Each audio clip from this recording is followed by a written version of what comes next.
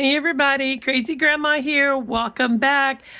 I've had a couple of different questions on my scrapbook process. How do I keep from getting, I don't know, overwhelmed or stagnant because of, you have so many grandbabies and that kind of thing.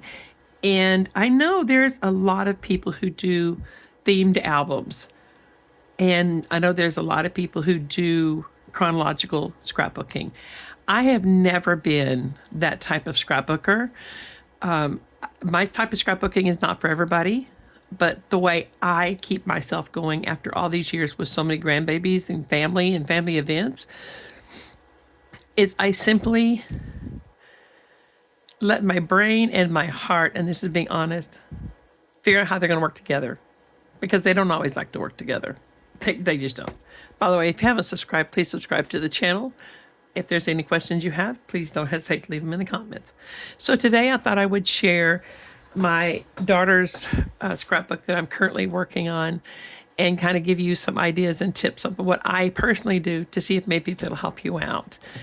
For the couple of people that have asked me some questions about it, I will send this video to you so you can maybe answer the question a little better than I did in the comments. So this is my daughter's album. It is not, I'm going to put it more in a chronological order or by theme, certain, like they go to the lake a lot, that kind of thing. So I will arrange it before I give it to her. I just go in and I find pictures and paper or something that inspires me. And I'll be doing some more shorts on doing that and show you my process a little more later on. But I don't do like this picture here. I don't put this in both boys' album. So I don't make 3 of these copies because that would get really old or really fast. So I make 1 and I put it in my daughter's album. Hopefully one day I can get maybe a 12 by 12 printer and I can take pictures of it.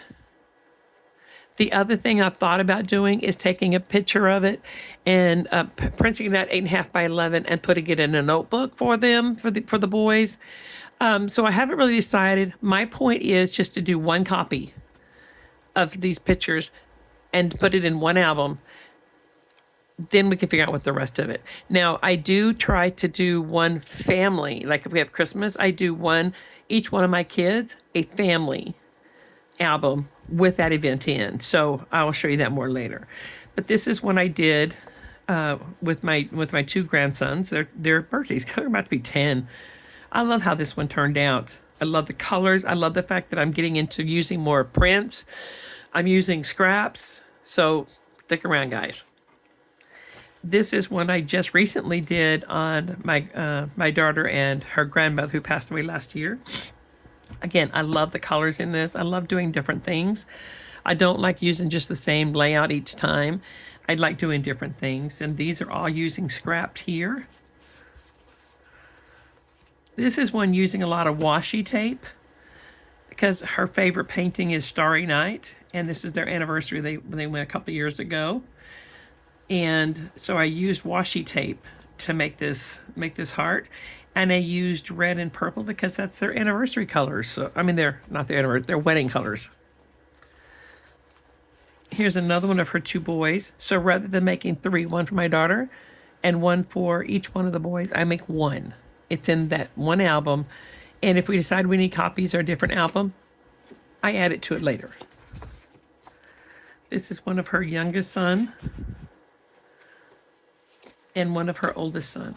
Now, I thought about putting this in their individual albums. But then I thought, this is a picture their mother would appreciate probably more than the boys would. And like I said, we could always figure out how to make a copy of this later on or do something different with this later on. This is a 2-page layout that I did of their vacation to Pennsylvania when they went on a train ride. Again, I could easily do this for both boys. I did it for a family album instead. So I could do a family album, 1 for my daughter, like memories of her. Like this would go in a family album. This would go in my daughter's album herself, with her boys.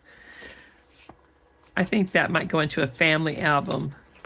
That would go in her individual album. That would go in her individual album. And that would go, it may be it could go in either individual or family. So it depends on how many I get done and when I'd give it to them. Because I don't keep all these albums around my house. I give it to them to take home with them to enjoy. I keep the ones just currently that I'm working on. No theme. I just do pages that I can find that I like. I get them done. And if I can come up with a theme for it, great. If not, they have these memories recorded. That's the important thing, that they know when this picture was, who's in it, what happened, and they're not coming down here when they have grandkids and trying to figure out who is that kid in this picture, because they will know because I recorded the memory. Now this one I have the journaling here that I just tucked down in here. It tells where they went, what they were doing. And this will go into the family album because it was a family vacation. This is them carving pumpkins with their grandfather. So again, a family album. I love how some of these turned out. I'm kind of proud of myself, guys.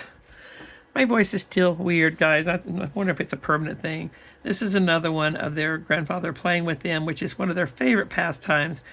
And I have different pictures of them playing with their grandfather that I put in their individual albums. But this one I'll put in their mother's album. This is one that's going to go in the family album because they love going to football and hockey games. So this is one that they went to the game. And I thought this was funny looking at this little boy's face and those cheerleaders over there. I don't know if that's what he was looking at, but in my mind, that's where it went. But he was having fun. That's all that matters. That'll go in the family album. This will go in my daughter's album, her with one of her dogs.